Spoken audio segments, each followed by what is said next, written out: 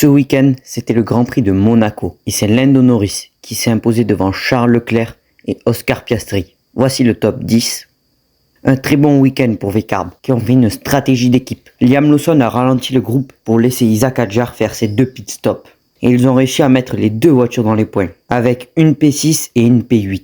Et Williams ont compris cette stratégie et les ont copiées. Et ont réussi eux aussi à mettre les 2 voitures dans les points. Un très bon week-end d'Esteban Ocon, qui après de très bonnes qualifications, s'est servi des stratégies des autres équipes pour finir à la 7ème place. Un week-end encourageant pour Ferrari, qui ont montré un très bon rythme en qualification avec Charles Leclerc et Lewis Hamilton. En course, les opportunités n'étaient pas très présentes, mais ils ont quand même fait un très bon résultat avec leur 2e podium en course longue de la saison. Dans l'écurie allemande Mercedes, le week-end n'a pas été fameux. En qualification, les 2 Mercedes ont été éliminés en Q2 à cause de problèmes techniques. Et en course, ils ont été inactifs face aux stratégies des autres équipes. Ils finissent donc en dehors des points. Ma note pour ce Grand Prix est de 1 sur 5. On le sait, Monaco c'est souvent ennuyant.